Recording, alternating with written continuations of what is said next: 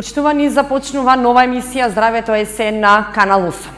На самиот старт на емисијата, за да ја најавам, само ќе кажам дека лицата кои доживеале мозочен удар во голема мерка се зависни од своите блиски за задоволување на основните животни потреби, бидејќи последиците од него ја прават најголемата и најтешката група на инвалидност. Основен дел од третманот кај овие пациенти е физиотерапијата. Рехабилитацијата може да трае долг период, зависно од степенот на мозочниот удар. Токму на оваа тема ќе зборуваме вечерва во емисијата Здравето е се на Канал 8 со доктор Илија Жежов, физиотерапевт од Центарот за масажа и физиотерапија, физиотерапевт Здравје Гостивар. Добро ни дојдовте повтор пат во емисијата Здравето е се на Канал 8 и во студиото на нашата телевизија. Добро вечер до вас, Тања, добро вечер до гледачите. Благодарам што втор пат ме поканивте да гостувам во прекрасна емисија со позитивна енергија и преку самата позитивна енергија до гледачите да придонесеме се она што е за нивното здравје. Првата емисија имаше доста позитивни вибрации од страна на граѓаните и еве сакаа повторно да слушнат, но еве вечер обработуваме интересна тема мозочните удари, односно физиотерапијата која ќе следува после прележан доживеан мозочен удар. Може ли еве на почеток да објасниме колку е важна физиотерапијата и таа рехабилитација, би рекла, на сите оние лица кои доживеале мозочен удар, без разлика нели колкав е, дали е помал или полесен или потежок мозочен удар? Повелете. Физиотерапијата представува важна цел кај секој пациент после прележан нели мозочен удар. Бидејќи, како што кажавте на почетокот, без физиотерапија пациентот не може да се врати во првобитна состојба што бил и повторно да функционира со своите нели задачи по тековниот живот. Физикална терапија представува важност кај секој пациент после прележан нели мозочен удар, бидејќи нели физиотерапевтот се грижи пациентот да го способи да го врати во една првобитна состојба како што бил на почетокот. Доколку нели зборувам мозочниот удар бил помал, доколку бил потешок мозочен удар, тука се задржуваме во подолг временски период, сепак пак настапуваме нели со своите методи да оспособиме и направиме нешто од самата дијагноза. Се јавуваат ли тие лица со мозочен удар или можеби своите блиски? Кажав јас во најавата дека може после мозочен удар да има траен инвалидитет, па и физиотерапијата да помогне, да може да се оспособи човекот барем да ги извршува своите физиолошки потреби. Кажете ми дали кога ќе дојде човек правите еден вид, да речам, план за како ќе се одвива таа физиотерапија, како ќе се одвива целата терапија, еден план би рекла за терапија. Како што напоменав, нели мозочниот удар може да биде помал, може меѓутоа да биде нели поголем. Се ако дека со секој пациент нели ние физиотерапевти ги следиме нели препораките од колегите, невролозите се тука вклучени во најголем дел во самата постапка со мозочните удари, бидејќи нели тие вршат целата медицинска документација во текот на дијагностифицирањето на мозочниот удар, па после сето тоа нели даваат инструкции што понатака со пациентот нели да превземе физиотерапевтот за оспособување и нормална функционалност на пациентот. Физиотерапевтот пред да започне нели да работи со пациентот подготвува соодветна програма. Таа програма најчесто вклучува терапија која што ќе придонесе за пациентот да се врати во првобитна состојба, подготовка на семејството, подготовка на пациентот нели и протоколи кои што следуваат од одење, обуки, оспособување на функционалноста и така натака. Добро, тоа е оној план кој се прави, во зависност од тоа. Кажете ми дали доаѓаат кај вас луѓе со траен инвалидитет, со тешко преживеан мозочен удар, или можеби ќе треба физиотерапевтот да оди кај тој пациент? Видете, во физиотерапијата постојат многу дијагнози кои што ги лекуваме, а едни од најтешките дијагнози се квадриплегија, хемиплегија, нели и мозочните удари. Тие вклучуваат најдолг процес во физиотерапија и ние физиотерапевти со самата подготвена план и програма нели настапуваме индивидуално да работиме со пациентот. Ме прашавте дали посетуваме пациенти во домашна посета. Ете како тие пациенти не можат да се движат, немаат никаква функционалност и се залежани некои пациенти во домот за самиот кревет, меѓутоа кој што они имале помал мозочен удар, например да речеме ногата им функционира, а раката не им функционира, тие веќе можат да се движат, тие можат да доаѓаат во нашата ординација каде би се извршувала физикална терапија. Меѓутоа доколку се одземени и ногата и раката и не може пациентот да се движи, ние вршиме мобилна домашна физиотерапија, каде што пациентот преку соодветна програма, преку соодветен начин нели доаѓа во домашна посета и ја извршува мобилно физиотерапијата што е предвидена за самиот пациент. Од што зависи ефектот на таа физиотерапија, колку ќе може човекот да се оспособи?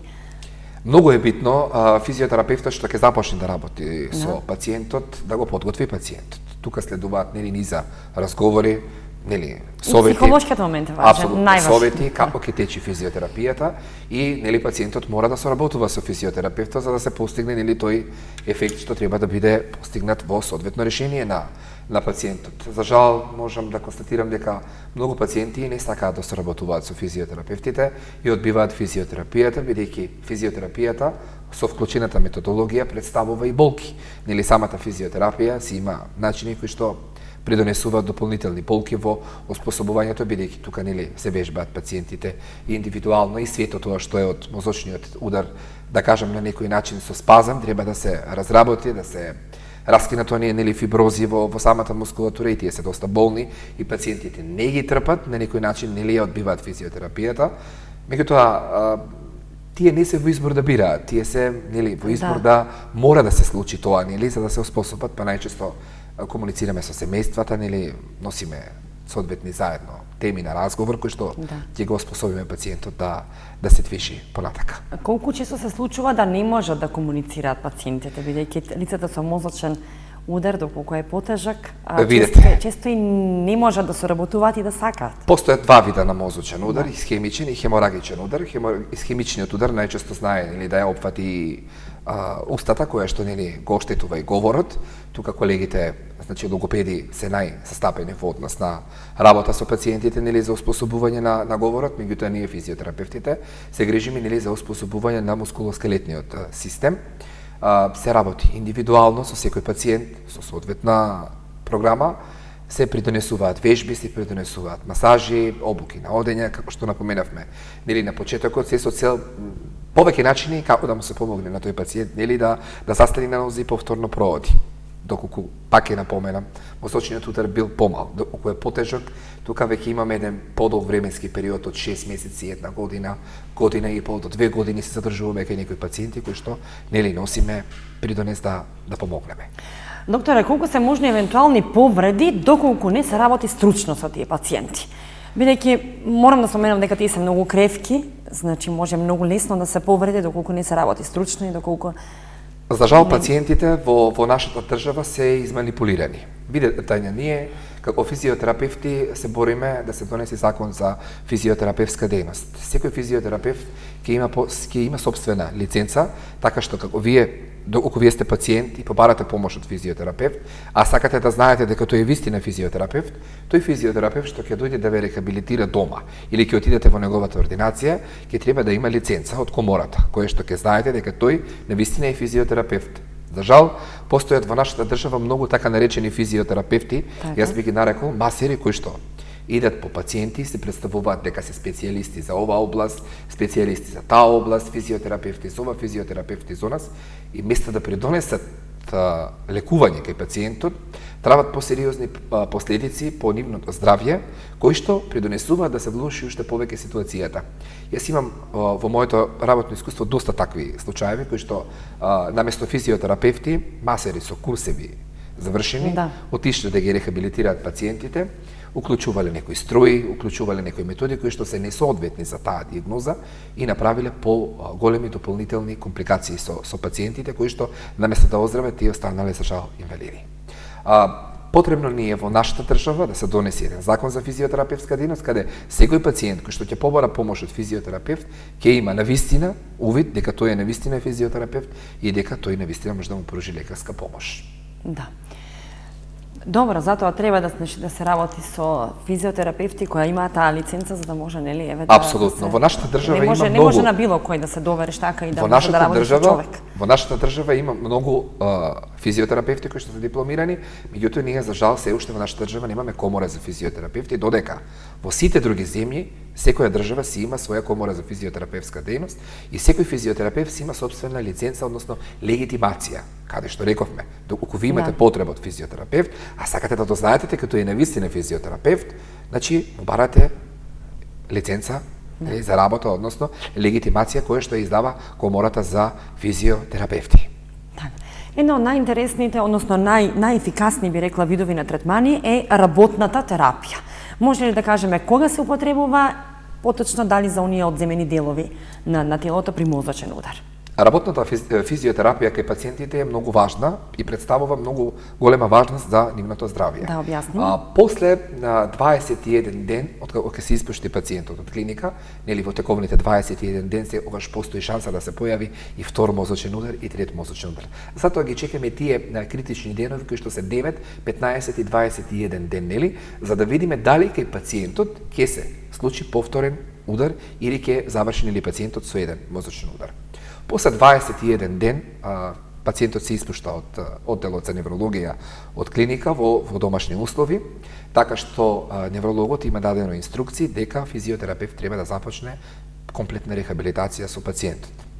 Тогаш се случува семејството да се јави кај физиотерапевт, да го повика физиотерапевтот, да изврши еден физиотерапевски преглед кај пациентот, откако ќе извршиме физиотерапевски преглед и ќе ја погледнеме медицинската документација што неврологот ја има составено, односно отпуснато писмо, носиме заклучок, односно правиме соодветен план и програма.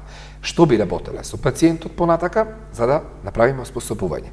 Најчесто програмата на физиотерапевтите вклучува индивидуални вежби. Тоа се дел од вежби на кинезитерапија, каде што се работи горниот екстремитет и долниот екстремитет, се прават мануелни масажи на целото тело за оспособување, односно за цврстување на мускулатурата, раздвижување добро на дотокот на циркулација, значи и релаксирање на самите мускули од спазамот кој што го придонел мозочниот удар. Најчесто рехабилитацијата со физиотерапевтот трае 21 ден. Меѓутоа, физиотерапевтот има право да ја продолжи рехабилитацијата доколку смета нели дека пациентот не појавил подобрување во тие 21 ден. Кај оние пациенти кои што се со помал мозочен удар, со 21 ден може да се направи една успешна рехабилитација, меѓутоа кај оние пациенти кои што имале поголем мозочен удар, тука може да се задржиме и до 3 месеци, до 6 месеци, па и до една година. Да. Електростимулацијата кога е потребна и зошто служи? Кога ја употребуваат? Видете, некои пациенти. Јас од физиотерапевски аспект најчесто гледам пациентите да ги лекувам мануелно. Што значи тоа? Ја вклучувам кинезитерапијата, најчесто повеќе вежбите, нели, бидејќи се најзастапени и најдобри за пациентот, бидејќи еве сега видите раката ако е здрвена, вие би ја оспособиле поинаку доколку не земете, нели, да го размрдате ово прсте убаво, да го раздвижите. Ме разбирате? Значи раздвижување. Раздвижувањето, па потоа да пристапите со мануелна масажа, убаво да го опуштите тој дел кој што е здрвен, да придонесете со масажата опуштање на самите тетиви, на самите легаменти, на самите мускули. Меѓутоа исто така и стимулацијата знае да даде нели големо опуштање на самата мускулатура каде што е нели здрвен мускулот на некој начин со спазам, да кажам. Сето тоа е дел од физиотерапијата, е вклучено во методите кои што физиотерапевтот ги применува, меѓутоа главна цел во целосната физикална терапија, односно рехабилитација, најголема цел и улога имаат значи вежбите од кинезитерапија, мануелната масажа и обуката со физиотерапевт нели во одење. Физиотерапевтот прави план и програма кога смета дека пациентот може нели од самата физикална да види подобрување за да го вклучи нели во процесот на одење и оспособување. А електростимулацијата се вклучува ли тука? Електростимулацијата се вклучува во одредени случаи. Физиотерапевтот прави проценка кога ја вклучува и дали има потреба да се вклучи. Пак ја напоменам, јас во моите 15 години работа како физиотерапевт најчесто им вклучувам кинезитерапија и масажи. Струјата не ја користам толку многу, бидејќи сметам по мое дека најдобро би било да се лекуваат пациентите мануелно. Да, со кинезитерапија, да. Добро, кажете ми, еве, често поставувано прашање би рекла кај вас е колку време ќе трае таа терапија, колку, споменавте вие околу 20 на дена, но може да трае и месеци, а може би и години. Како видите, Тања, тоа за жал, и кога може да почувствува подобрување пациентот? Кога може да се очекува? Видите, со секоја терапија и пристап кон пациентот тој чувствува подобрување, бидејќи знаете како 60 минути масажа е одлично да ви дојде денеска да се измасирате или 60 минути да се извежбате. Но кај овие луѓе? Меѓутоа кај овие луѓе постапката е малку во подолг временски период и за жал морам да дадам една ваква информација дека кај некои пациенти и после помината физикална терапија, односно целосна рехабилитација, некои пациенти остануваат со траен инвалидитет. И за жал, семејствата мора да бидат подготвени на тоа. Меѓутоа, секогаш треба да бидат подготвени дека треба да соработуваат со физиотерапевт, да работат, меѓутоа никогаш не се знае кога може нели да да пушти страната која што била зафатена од мозочниот удар. Да. Многу е битно физикална терапија да поминува по процесот, зборува масажа, вежби, бидејќи тие се начините кои што даваат стимулирање, односно опуштање на самата мускулатура. Доколку пак не се примени таа физикална терапија, страната која што била опфатена од мозочниот удар здрвена ќе остане така за секогаш. Така. Колку е важен тука, повторно би го споменала, психолошкиот пристап на физиотерапевтот при ваквата терапија? Многу е важен. И на блиските на пациентот и секако и на пациентот доколку. Физиотерапевтот пред се треба да го подготви пациентот дека ќе се започне процес на физикална терапија. Исто така и семејството е тука. Кај некои пациенти... Но очекувањата понекогаш се големи и не се пациентите дојде до разочарување доколку не се постигне. Пациентите очекуваат дека со физикална терапија, со 5 пати присуство на физиотерапевтот, пациентот ќе стане и ќе проводи. Меѓутоа, има една реченица во медицината што вика овде нема брзање. Значи, тоа е невролошки процес кој што трае во подолг временски период и рехабилитацијата, односно физикална терапија не дава процеси на брзање, него пополека се работи. Све и самата мускулатура, односно самото тело си покажува знаци кога нели има попуштање, кога има подобрување. И самиот пациент, нели тоа индивидуално ќе го почувствува, па ќе каже еве подобро ми е од физикалната, масажот ми помага, вежбите исто така ми даваат подобрување и така натака. Значи се е тоа индивидуално. Пациентот мора да биде прво подготвен, да му се каже дека со физиотерапевтот започнува еден процес на рехабилитирање, едно дружење, една позитивна енергија, една долг процес на работа, кој што некои пациенти, да кажеме еве дека од 30% на пациентите тоа го прифаќаат и се нестрпливи. Сакаат да дојде тој момент кога повторно ќе излезат, ќе се социјализираат, нели, ќе се дружат со другарите, ќе почнат да шетаат како порано. Нели, меѓутоа физикалната ќе помогне тоа да се придонесе. Да. А за жал кај некои пациенти пак нели ќе напоменам дека трајниот инвалидитет од оштетувањата на големиот мозочен удар остануваат. Да. Каква улога игра тука возраста на пациентот за успешноста на третманот? Видете, се тоа е индивидуално. Можете да имате пациент со мозочен удар кој што има 40 години, можете кој што има 23 години, а можете кој што има и 70 години пациент. Помладите побрзо ќе се рехабилитираат, ќе се вратат во нормала? Не значи. Не мора да значи, свие рековме тоа нели индивидуално. Да, зависи од силината на ударот. Ете така, многу е битно нели, многу е битна силината на ударот, рековме нели дали е минимизиран удар или е нели поголем мозочен удар кој што донел посериозно оштетување, односно на горниот екстремитет на долниот или на други делови на телото. Најбитна е рехабилитацијата да се спроведе со физиотерапевт, нели, да се има трпение во целата таа работа и многу е битно да се работува пациентот со физиотерапевтот, бидејќи физиотерапевтот е тој кој што на некој начин 80-90% ќе помогне да се врати состојбата во правобитност. И колку е важно навреме да се почне со таа физиотерапија? Кажавте 21 ден се чека доколку се добие мозочен удар? Па после се почнува со таа физиотерапија. Јас апелирам до колегите невролози од клиниките кои што ги испуштаат пациентите да им дадат на семејствата нели совети дека понатака треба да се продолжи со физиотерапевт. Имаме пациенти кои што се оставени на милост и на немилост, кои што ќе ги испуштат од клиника и понатака не знаат ништо семејствата дека треба да се продолжи нели со физикална терапија. Па тие семејства испуштање на тој период кој треба да тие пациенти остануваат навистина инвалиди и се почнува со физикална терапија после 6 месеци, после година или после 2. После 2 години за да се започне со физикална терапија, мали се шансите да има некое подобрување бидејќи нели е поменат подолг временски период. Многу е битно физикална терапија да започне на време. Рековме, после испуштање од клиника, после 21 ден, семејството да повика физиотерапевт, да ја погледне документацијата од страна на неврологот, да донесе заклучок физиотерапевски преглед, што понатака нели ќе се продолжи со тој пациент, за да се помогне и да се пристапи соодветно со физиотерапевска помош кон лекувањето. Докторе, ја споменавте соработката со пациентите. Но колку често се случува да вистински соработуваат пациентите со вас? Бидејќи кажавте дека е од исклучително значење за успешност на физикалната терапија. Мал е процентот кој што пациентите соработуваат со физиотерапевтот. Ви напоменав на почетокот на емисијата дека најчесто пациентите не сакаат да соработуваат и одбиваат физикална терапија заради тоа што физикална терапија, односно кинезитерапијата е болна. Рековме, нели треба да се пристапи тука со појаки методи, нели да се оспособи тој дел кој што е фатен од мозочниот удар, меѓутоа некогаш семејствата се нели во ситуација да кажат или они нека викаат, вие работете си. Да. Значи, мене ми е битно многу да стане и да проводи, отколку да го гледам, нели, врзан цело време пациентот за кревет.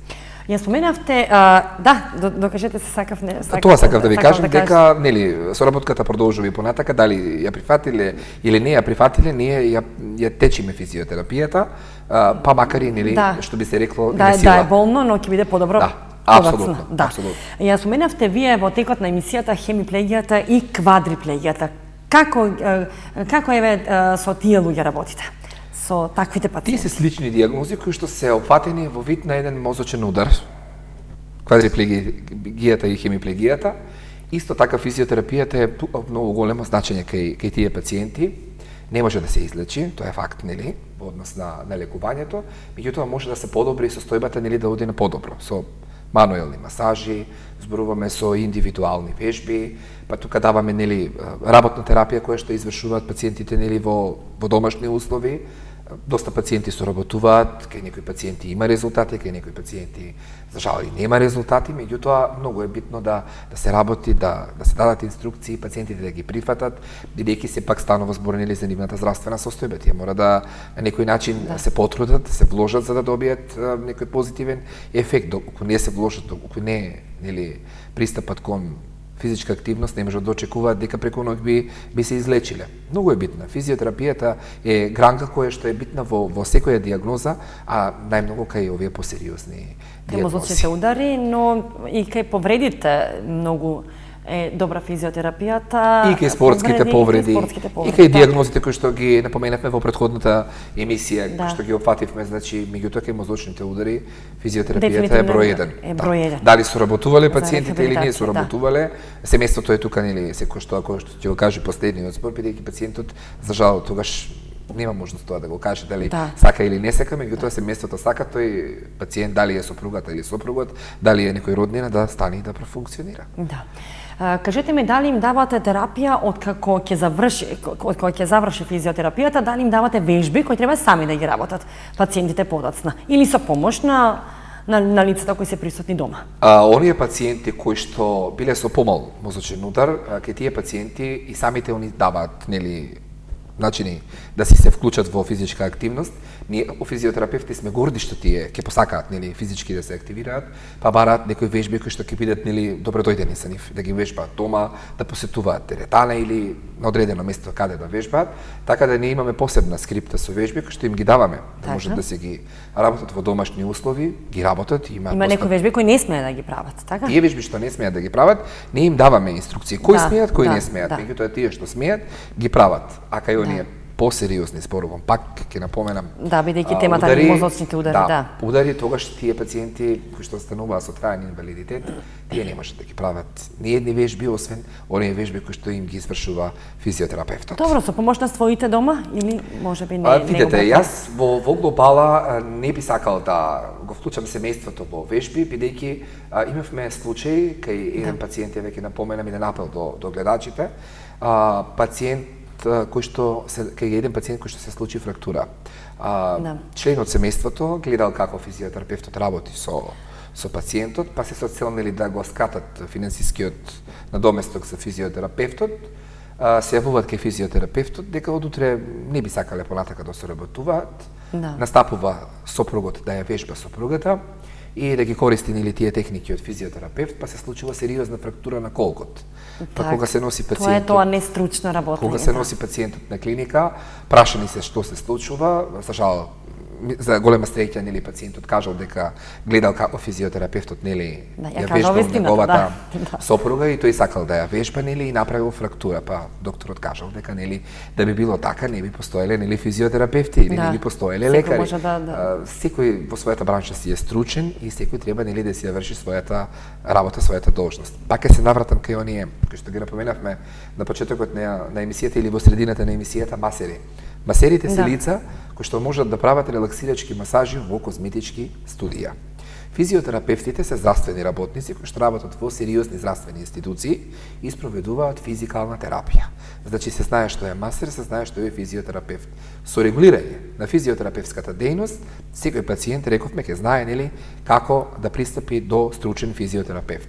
А оние косметичари кои што вршат физикална терапија, оние масери со курсеви од Работнички универзитет, ете тие ги носат сите нели оние трајни последици кај пациентите по инвалидност. Така. Доктор, еве, за крај од емисијата, ако може една препорака до сите оние луѓе кои имаат дома човек со мозочен удар, еве, која препорака би ја дале? Кога на време да се јават после мозочниот удар, може би, не знам, таа физичка активност која кажавте, дека не треба да се работи нестручно, значи да се јават кај физиотерапевт кој навистина може да го работи тоа. Видете, Тања, секогаш пациентите треба да внимаваат кога ќе го повикаат во својот дом. Да. Секогаш треба да се консултираат со повеќе луѓе, за да видат дали тој физиотерапевт е некој добар физиотерапевт кој што ќе влези. Зашто видите, имате новинари дипломирани, милион. Меѓутоа тие новинари дипломирани милион, 20 на 30 се добри. Ќе ве вклучам една од нив вие. Имате физиотерапевти кои што сте исто така милион дипломирани, меѓутоа имаше едно правило, професорката моја кога студиравме ние во наше време викаше вака: сите ги дипломирате 35, 5 ќе бидете физиотерапевти. Да. Знаете што сакам да кажам, нели до гледачите, секогаш да се информираат кој физиотерапевт ќе го повикаат дома. Секогаш во нивниот дом треба да влезе име, како што е Тања, како што е Никола, Рајко или Петко. Секогаш треба да влезе име кој што ќе работи со нејзиниот сопруг, нејзината сопруга или некој близок член од семејството. Значи јас за да повикам некој, да ме дадам довербата на мојот близок член од семејството да работи со него, јас треба за него да имам позитивно мислење, стекнато, нели, и искуство кое што тој го има. Јас сум работел 15 години во Катлановска бања. Значи, да речеме, јас не може да не бидам добар. Вие сте 30 години од областа на новинарството. Вие не можете да бидете добра новинарка. Значи, секој треба да пази кого вика дома, за ако сака нели да има успешни резултати. Зборувам кај сите пациенти, дали имале мозочен удар, дали е некоја друга дијагноза, спондилоза, дискус хернија, ишијалгија, значи дегенеративно заболување од сколиоза, кифоза, лордоза, сите тие болести, значи се превенираат со физиотерапевт.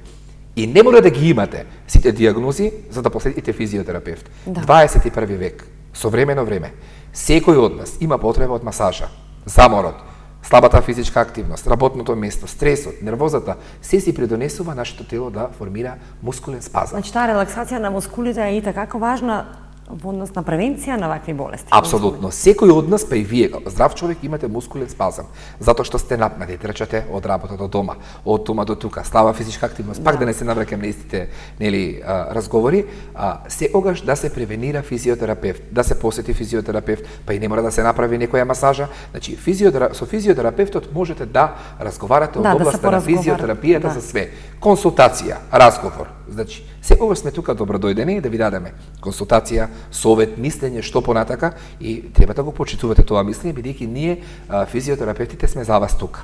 И уште нешто ќе напоменам. Секогаш физичката активност да биде сведена на многу високо ниво. Сите да најдат време за себе барем по 60 минути дневно. Кај по старата популација, движење 2 пати до 3 пати неделно од 40 минути до 1 час. Консултација со лекар, со физиотерапевт, за се поврзано од областа на физикална терапија. Големо внимание кого викаат во својот дом и многу големо внимание со кого соработуваат, затоа што напоменав и кажав, многу постојат масери, малку постојат физиотерапевти. Да, во вашиот дом, на кого ќе му дадете довербата е многу во вашиот дом, со вашето семејство работи човек со големо искуство, не некој што вчера завршил некој курс во Работнички универзитет. Така. Кратко јасно. Убаво кажано. Да, благодарам еве што одвоивте време да дојдете во Канал 8 телевизија по втор пат, да ни видите наш гостин, да објасниме во однос на физиотерапијата, посебно за овие би рекла луѓе кои имаат мозочен удар, еве тоа се чести во ова време, но рехабилитацијата и физикалната терапија и како може да помогне на ваквите луѓе.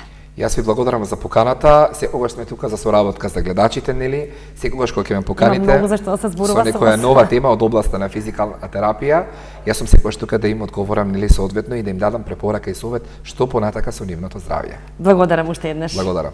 Почитувани, тука ја завршуваме емисијата Здравјето е се. Јас ќе ви се заблагодарам што и вечерва одвоивте време да бидете со нас и со нашиот и ваш гостин, доктор Илија Жежов, физиотерапевт. Се гледаме следниот четврток во истиот термин, а ви останете ми во добро здравје. Довидување.